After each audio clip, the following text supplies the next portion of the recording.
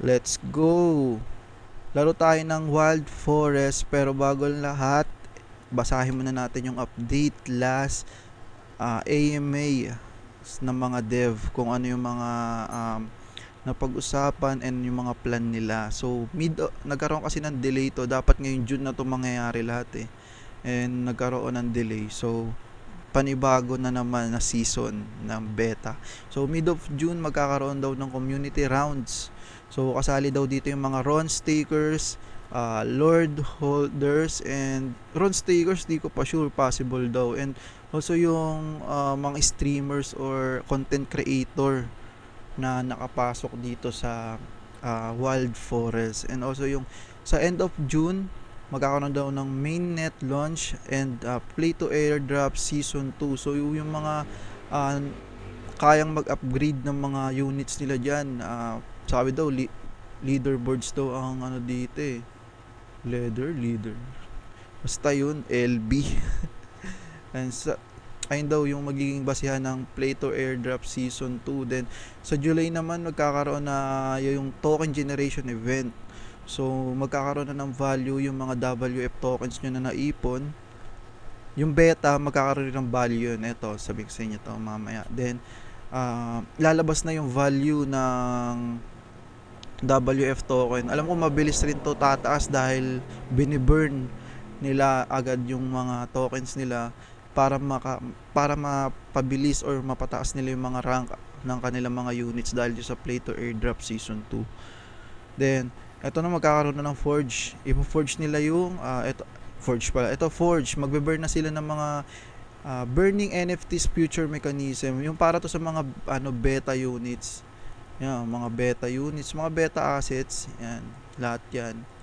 Mako-convert daw yan into mainnet assets. Magiging mainnet assets yun. Hindi ko pa alam kung asan sila mako-convert. Ang sabi daw sa PAX. May nabasa rin ako sa WF tokens, pero yan eh, alam ko PAX yan, siguro yung mga basic PAX yan. So ito naman sa WF token conversion,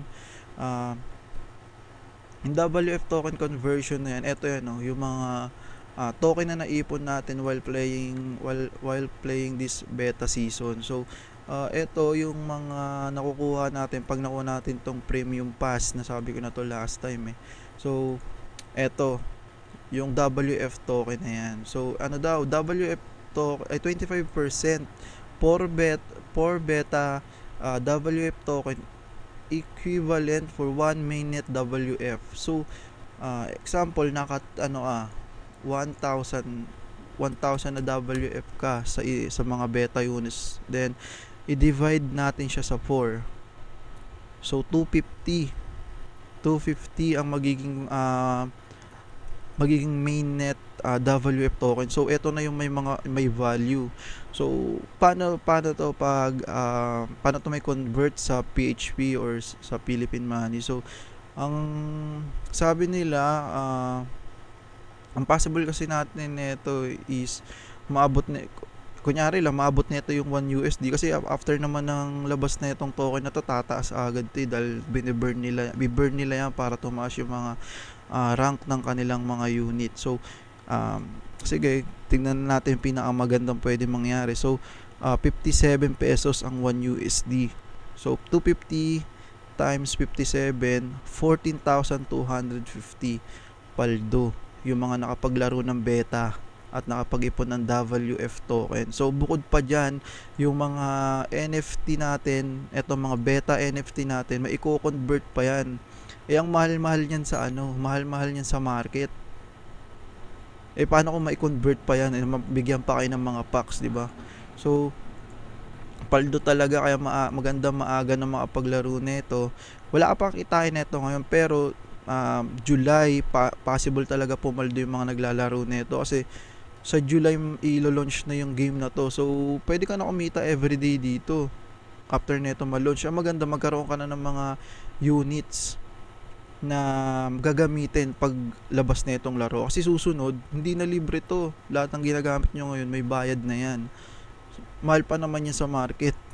paano pa kaya pag nag-launch na to. So ang gagawin nyo lang dito, na sabi ko na rin paano ma-download to sa dati kong video, i-complete nyo lang 15 days, 15 consecutive days. So i-complete nyo lang 3 win per day. So after nyo ma-complete, makukuha nyo tong premium battle pass, yung free. So then ile-level up nyo lang to. May mga mission, may mga task lang. Ito yung task, ito yung XP niya. XP niya. So makukuha nyo yan, makukuha nyo rin to.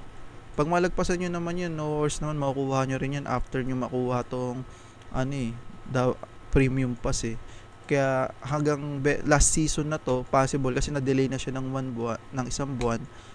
Kaya maganda mailaro nyo na siya. So ayun lang. Let's go, Pangi, let's go.